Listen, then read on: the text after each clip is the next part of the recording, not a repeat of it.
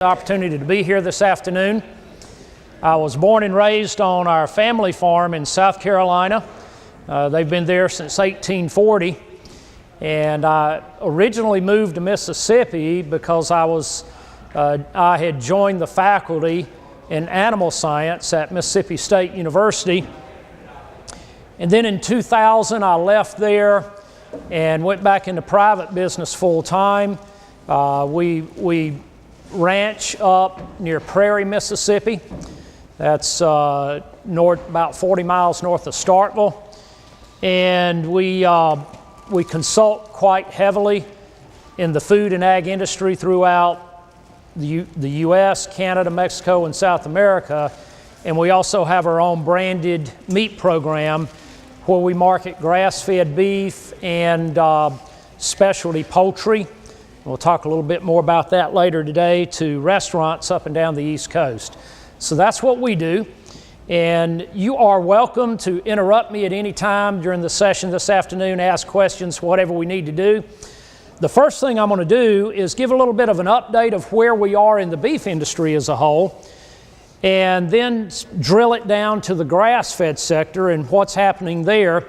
And then we're going to dive into talking a lot about soil health, forage production, grazing management, and then how you finish livestock to get a high quality end product, okay? Now, you know, everything that we do, we have to think about incentivizing ourselves, right? If we're going to make a change, you know, we've got to be incentivized in that regard. Now, I will tell you this, you know, Dorothy here is asking the Scarecrow, you know, how can you talk if you don't have a brain? And the Scarecrow says, oh, some people without brains do an awful lot of talking. You know, and now, in relation to that, I'll tell you a little story about myself, okay? When I was in high school, I had a period of time there that I wasn't doing so good, okay? My grades weren't good, all of that. So at the end of a semester, I came home and had my report card in hand and walked into the house. My dad happened to be sitting there in the den in his easy chair, you know, and he looked at me and he said, well, son, what you got in your hand? And I, you know, sort of had my head hung down like that. Well, it's my report card, you know, and well, let me see it. So I just sort of half shuffled up to him like this and just sort of tossed it at him, you know, and he looked at the report card and it had 3 F's and a D, and he said, son, what in the world happened? And I said, well, Dad, it looks like I spent too much time in one subject. But so then he said, well, son, I'm going to get to the bottom of this. I'm going to call your principal and find out what's really going on with you. And so he called my principal and he said, hey, this is Mr. Williams. I just looked at my son's report card, and he said, this is not good at all. He said, from this report card, it appears that my son doesn't know anything. And the principal said, well, Mr. Williams, not only does your son not know anything, but he doesn't even suspect anything. So, okay. How many of you raise beef cattle in here? All right, a few. What's been happening? Price is going through the roof. Going crazy, okay? So we're seeing truly historic price highs, and that's been the last 3 years in a row, okay? Every time we think over the last 3 years, every time we've thought that we've hit a new price high, what happens? We hit another one, and then another one, and another one. You know, it used to be that if fed cattle even hit $1, you know, for finished fat steers, if they hit $1 a pound, we thought that was something. Well, we've long since been past that territory, and we started this year in January with fed cattle prices at $135 a hundredweight, or $1.35 a pound, okay? That's where we started, and that was a historic high, okay? But then we went on through 140, 150, 160, and then we hit 170, okay, just a couple of weeks ago. So where do we stop this? Honestly, we don't know at this point. So we're in uncharted territory, okay? To give you a feeder cattle update, at the end of July, I spoke at the Grass-Fed Exchange Conference in Columbia, Missouri, and I presented the prices at that time, this feeder cattle update, okay, which were again historic highs at that time, just in July of this year. All right, so in the north central region of the U.S., feeder cattle, 600 to 700 pound cattle, were bringing $249 versus $169 at that time last year. But guess where they are today? $261. Okay. South Central, at that time, they were $229 compared to $149 a year ago. Now they're at $246. And down here in the Southeast, in July, they were $216 compared to $139 last year. Now they're at $229. Okay? So we just keep going and going. Now, this is translated into what? It's translated into record retail beef prices for the consumer. So our question now is, when does the consumer cry uncle and say, golly, I'm going to have to buy more chicken or more pork or more fish or more something else, other types of protein?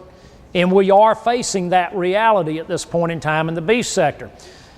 Feedlot margins, however, the feeders are pretty happy because right now they're making money.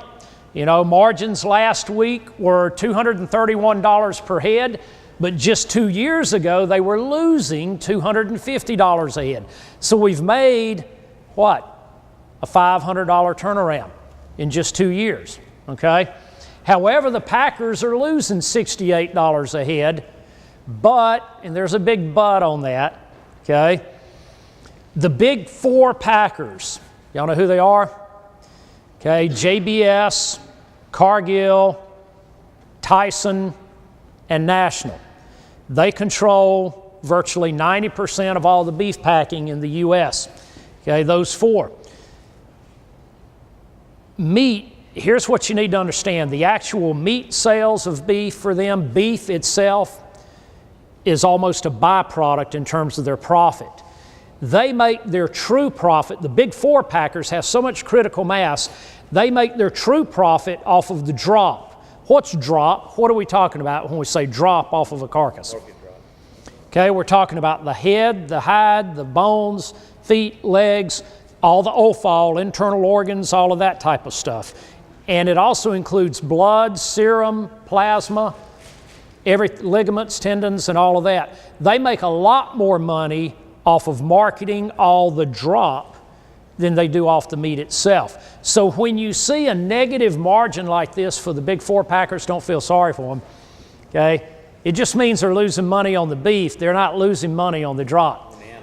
Exactly. They're still making money. That's how they stay in business, okay? What about our national cow herd inventory? Well, first of all, we're at a historic low. A 64-year low. We haven't been this low in the last 64 years, okay?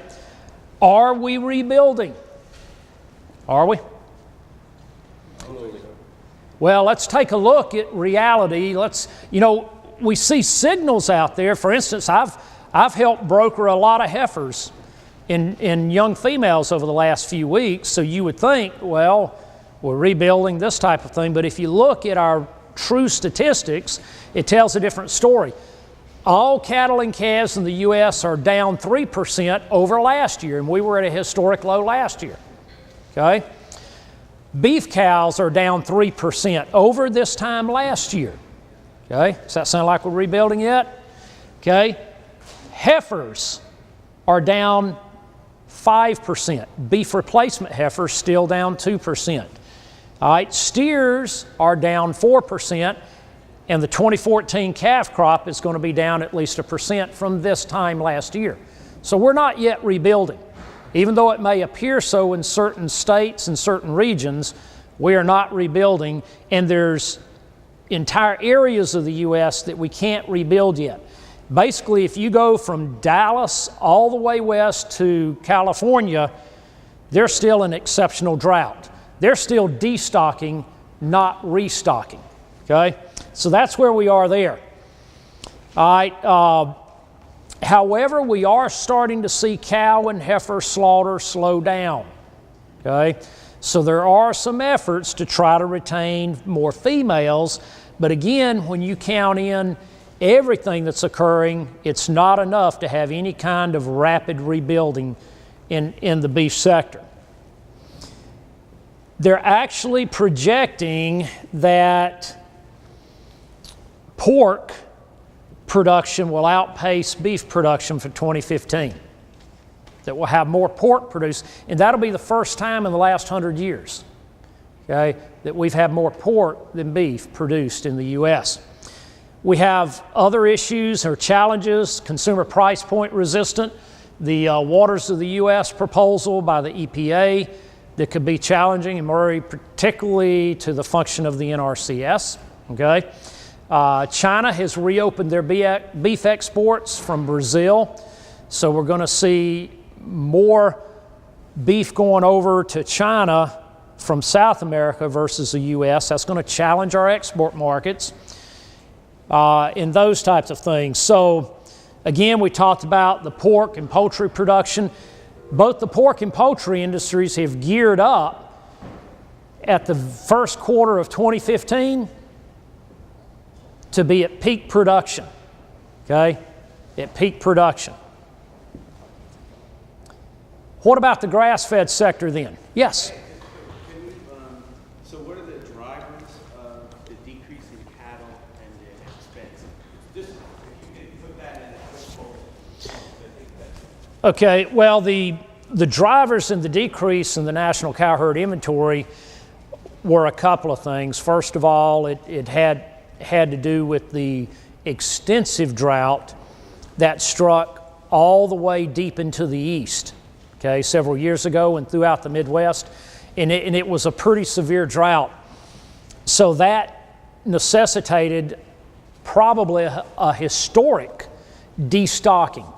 We just simply ran out of grass, okay? The other factor is that we have the average beef cattle producer in the U.S. is how old? 57, 59? Okay, exactly. You know, and I'm 54, so, 59. You know, we're talking about people that are, you know, baby boomer generation and older, okay? And a lot of producers now are at the age that they don't want to restock and rebuild. They're thinking about retirement, okay? Their kids don't want the farm. Exactly, and a lot of kids don't want the farm, or they don't think they do. We're going to talk today later about why it may be a very good business proposition now. Okay, exactly. So those are two of the predominant reasons. Okay, now also we've had a lot of disasters, natural disasters coupled with the drought, but also couple that with the fact that over the last 30 years, per capita beef consumption in the U.S. has been declining, okay? Now, what about grass-fed beef, though? Now, I've been heavily involved in this sector since the 1990s, and this is certainly at least one of the growth sectors for the beef industry, okay? Now, Mintel, how many people are familiar with Mintel?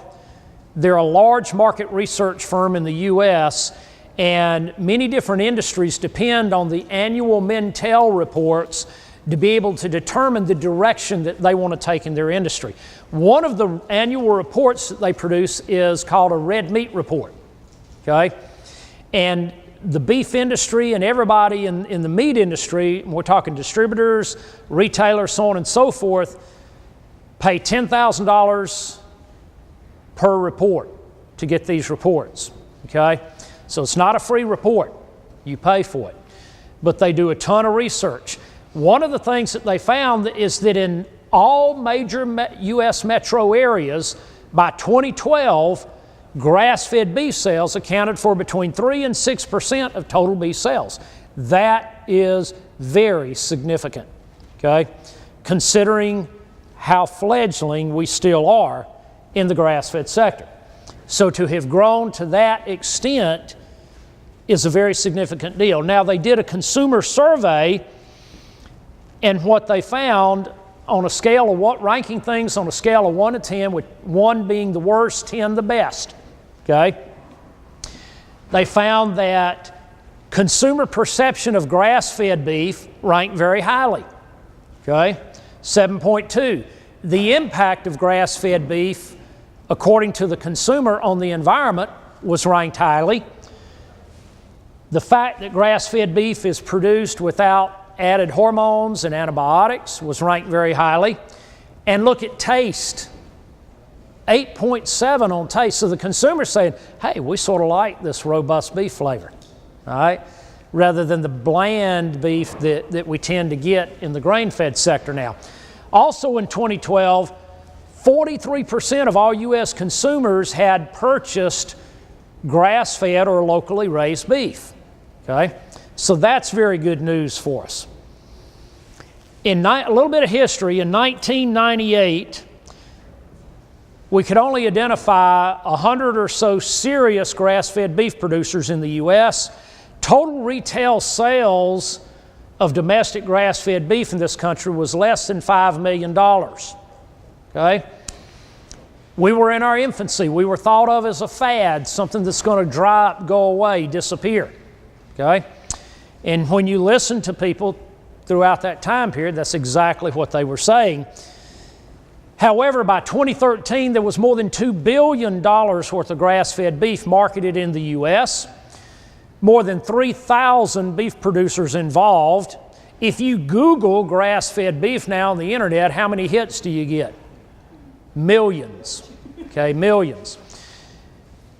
Over the last 10 years, the grass-fed beef sector has grown at a 25 to 30% rate, okay? So it's growing very rapidly, and that growth rate sustained itself even during the 2009 recession, when many pundits, economic pundits, were suggesting and even insisting that grass-fed beef, along with other natural and organic foods, would take a serious hit. And actually, we saw the opposite occur, okay?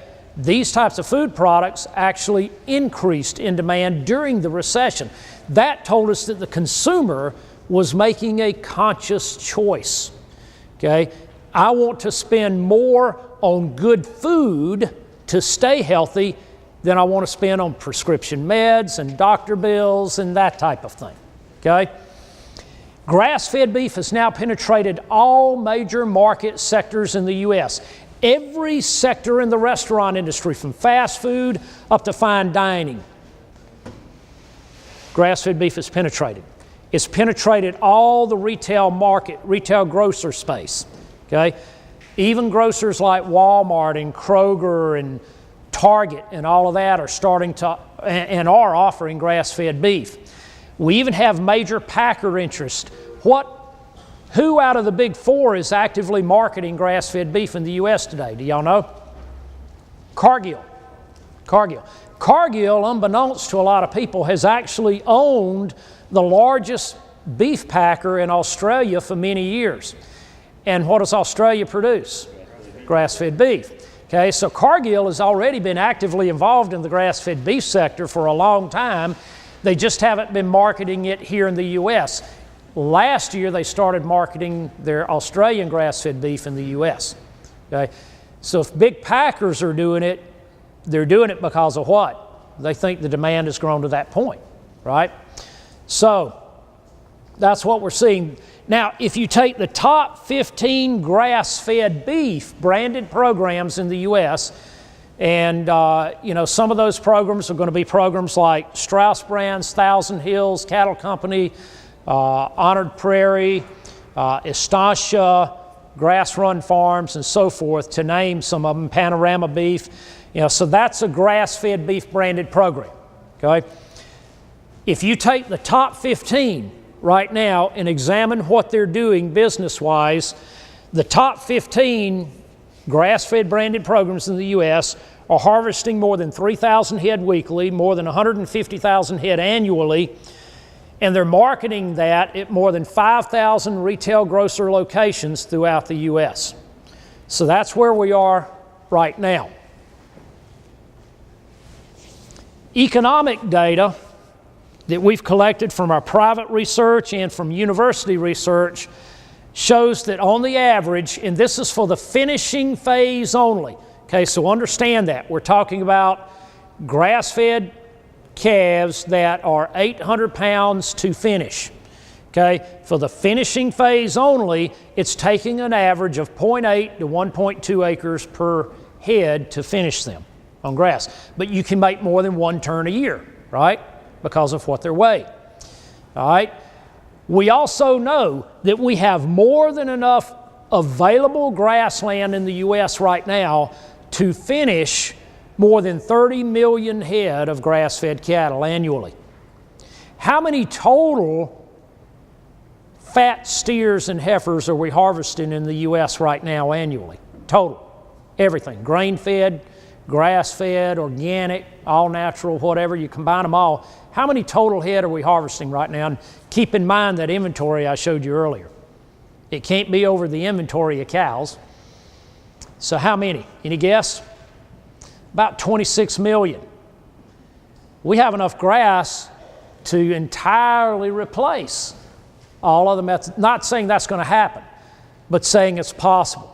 Okay, we can finish 30 plus million head a year annually. That has been the argument, though, against grass-fed beef that's been heavily used. Well, you can only grow it so much because you're going to run out of grass. We just don't have enough grass. No, we do. We have more than enough. Okay.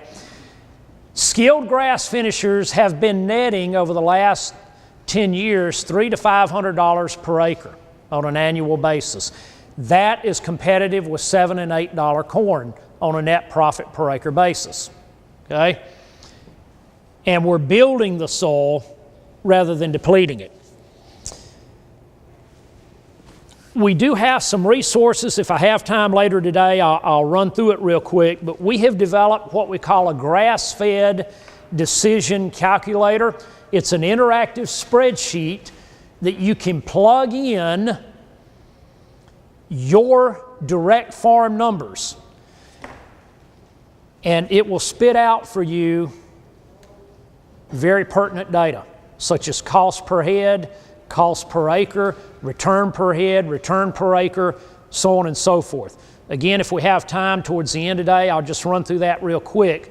You can the easiest place to access that is at the Wallace Center website, or go to pastureproject.org. Okay, pastureproject.org, and you'll see the link to the grass-fed decision calculator. Click on it and play with it. It's a scenario-based deal. You can enter in anything you want to. We have all the different enterprises. We have a cow-calf enterprise, a stocker enterprise, a calf to finish enterprise, a direct market enterprise, and a 5-year cash flow budget in there, okay? That'll project your 5-year cash flow. Yes? For producers, can they download that on app? Yes. Okay. They can download it. They just go on the website. You can download it, have it on your computer. On cell phone, they out there in the past? Well, not cell phone, but on a laptop or a tablet, okay? Because it does take Excel to run it, but they can download and just play with it all day long. It's an excellent tool to help you make informed financial decisions based on current market conditions and projected market conditions, okay? Also, I'm going to put in a plug. I'm on the board of directors of the Grass-Fed Exchange, and we host an annual conference. We rotate it around to different locations in the U.S. every year. Last year it was in Columbia, Missouri. The year before that in Bismarck. Yes? Go back, I didn't finish writing that. Oh, I'm sorry. Yep. There you go. Yeah, just write pastureproject.org really is all you need. It's on all these different websites, but pastureproject.org has the most current version. So I would recommend going to that one for the most current version of our grass-fed beef calculator. Good deal.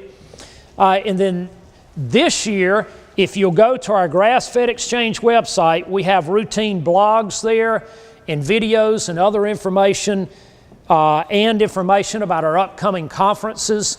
This coming year, it'll be in Michigan for 2015,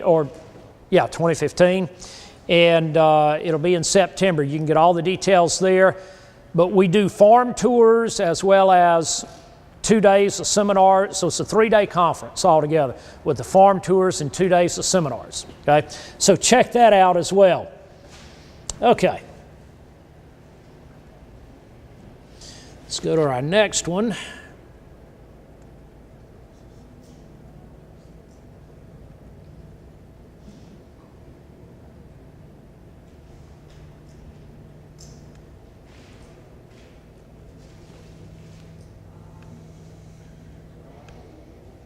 There we go.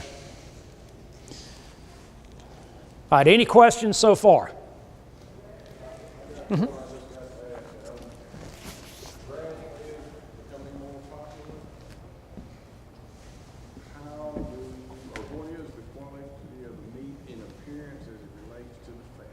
Okay, hold that question because I have that in this presentation and we will address that, okay?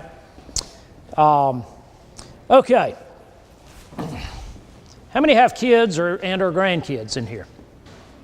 Okay, all right, we have 3 kids, all except one grown. We've got our youngest son came along late, he's 14.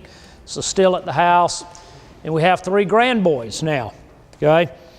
And,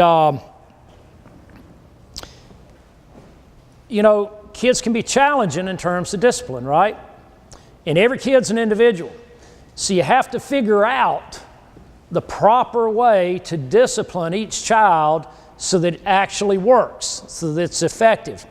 So our youngest grandchild was giving us a lot of problems, you know, and I mean really defiant, you know, this type of thing. And so we had to figure out exactly what worked for him in terms of discipline, and we finally hit on it, and it really does work, okay?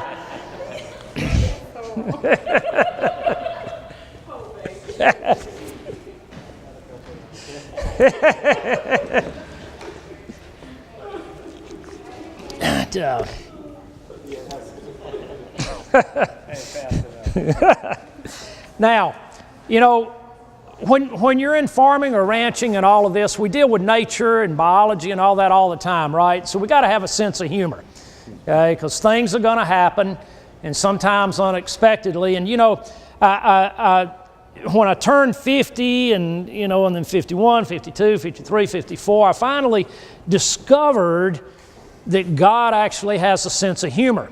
And you know how I know that? Because after I turned 50, he started sucking the hair off the top of my head and blowing it out my ears and nose, okay? So, so he definitely has a sense of humor. Now, you know, one of the things we want to do is we want to get away from reliance on hay, right? Okay? So we want to get away from reliance on hay. We don't want to have to do this very often, all right? Haul hay to the cattle. So we're going to take a look now at what are the right kind of genetics for grass-fed beef production, what are the principles of managed grazing, what are some fencing and watering solutions, what can we do in terms of winter forages and that type of thing, and then move on from there. We've gone through that. So let's start here, okay? Genetics for grass-fed beef production. This is important, okay? It's very important. If, Murray, you talked about how do we get a consistent high-quality end product, right?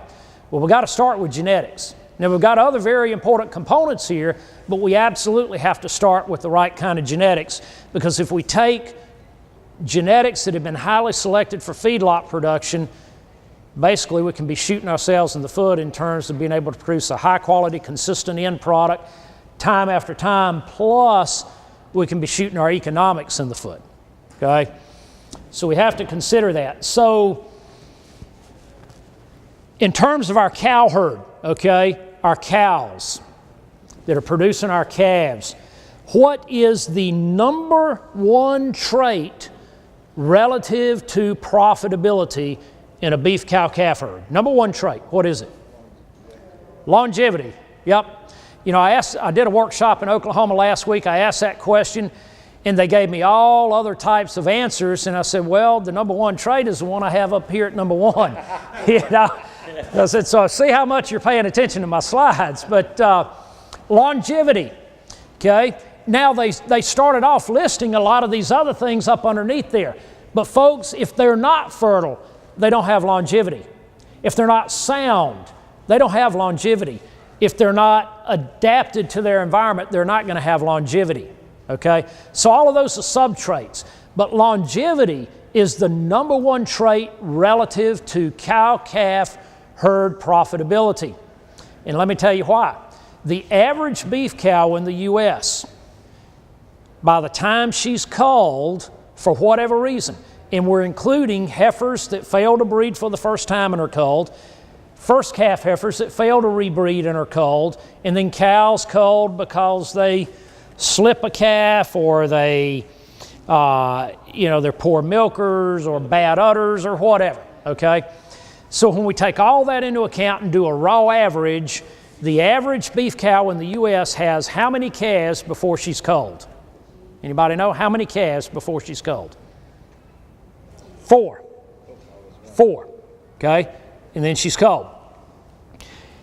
If you look at our average investment per cow in the U.S., how many calves does she have to have before she breaks even? 5, okay? So the average beef cow in the U.S. does what? Loses money. Exactly. She never makes money. So you're not making money until her 6th calf. Okay? That's why longevity is so important. And so to have longevity, they got to be fertile, they got to be very sound, and soundness includes feet, legs, eyes, udders, teats, all of that, conformation, everything. Low to moderate milk in beef cattle. Don't try to turn a beef cow into a dairy cow. If you want dairy cows, get dairy cows and milk them, okay? But don't make a beef cow be a dairy cow. High milk producing beef cattle are also high maintenance and cost you a lot of money. And they tend to be larger framed and not the right type, not the right phenotype for grass-fed beef production. Low to moderate milk's all you need to produce a good calf, okay, if everybody's doing their job. They also have to be adapted to their environment. Don't go buy sire genetics somewhere very different from your environment. Search out sire genetics that work very well in your environment. What we shoot for are very moderate frame cattle that are frame 3 to 5.0, no larger than a 5.0. Okay? So on me, that means a 4-frame bull, his hip is going to come up to here. Okay? That's what we're talking about. But we're talking about deep, thick, easy fleshing cattle with a lot of gut capacity. So here's what we're looking for. Okay? We're looking for bulls, first of all, that are very masculine. Okay? They have a very deep midsection, deep in the heart girth, deep in the flank, and thick muscling. Okay? And again, and of course, very sound. Jan Bonsma said that when viewed from behind, the fertile bull has well-sprung ribs, and the lower rib region is the widest part of the body. Okay?